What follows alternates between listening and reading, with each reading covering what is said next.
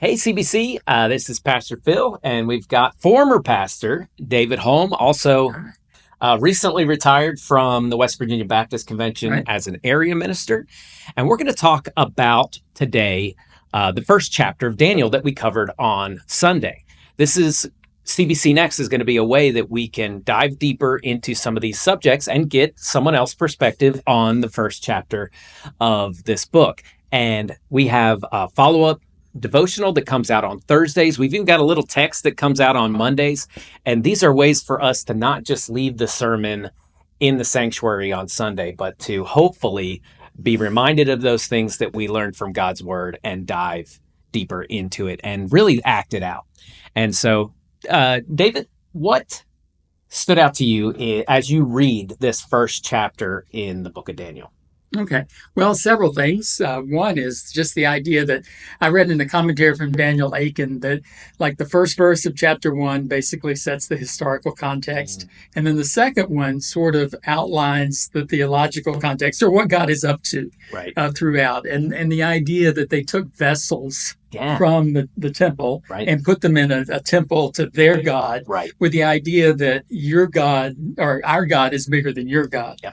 But God sort of had other plans for that. Right. So when we look at this, we see that God has plans even when it appears that people are in a defeated Right. state. Absolutely. And we see that with these four young Hebrew men too, Certainly. is, in a way they were vessels of God, Sure. and they're getting taken out of where, their country and put in a new place to be used in a different way. Right. And how that, like you said, is a way that they could have shown their power over the God of Israel. Sure. Yeah.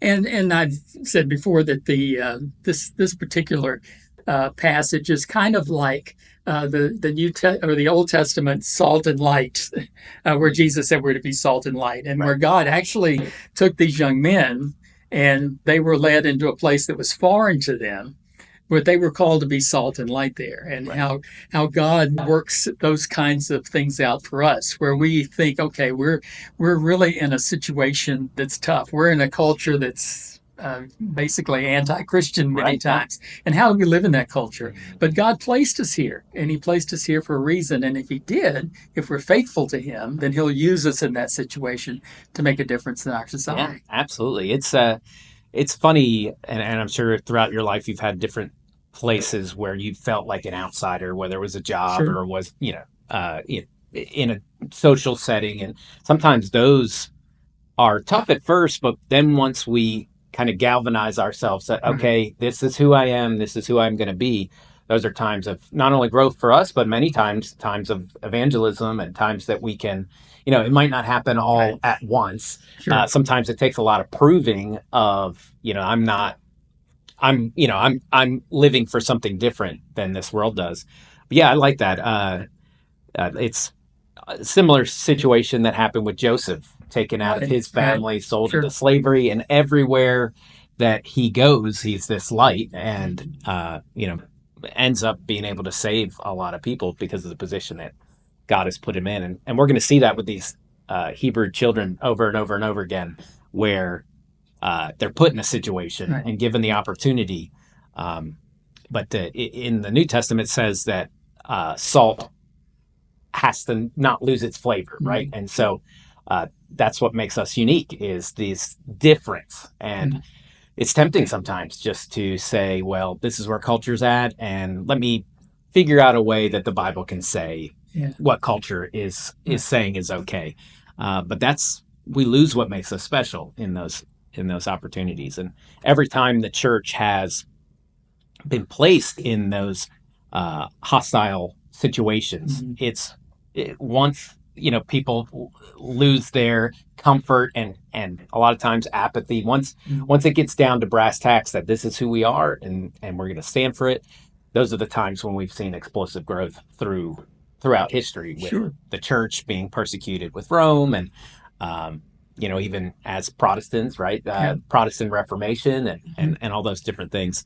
So it's interesting. Yeah, I hadn't thought about it in that way. Yeah. And I think it's real interesting when you look at, they're brought there, and the king of Babylon, he feeds well, he wants them to eat Right. Yeah. obviously his food, but they're taught their culture, their language, and all of these things.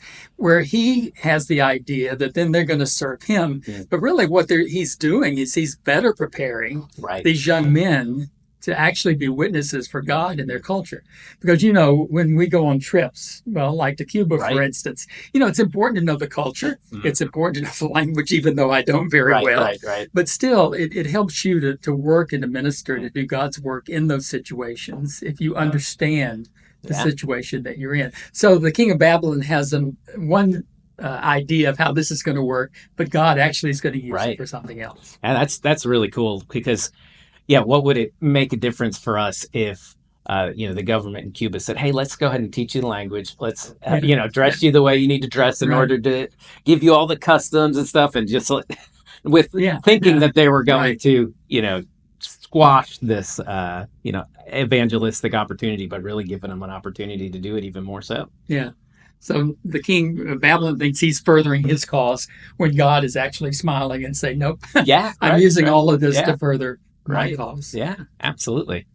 Yeah, I hadn't really thought about that either. As That's a really cool thing to say. Well, what else do you have?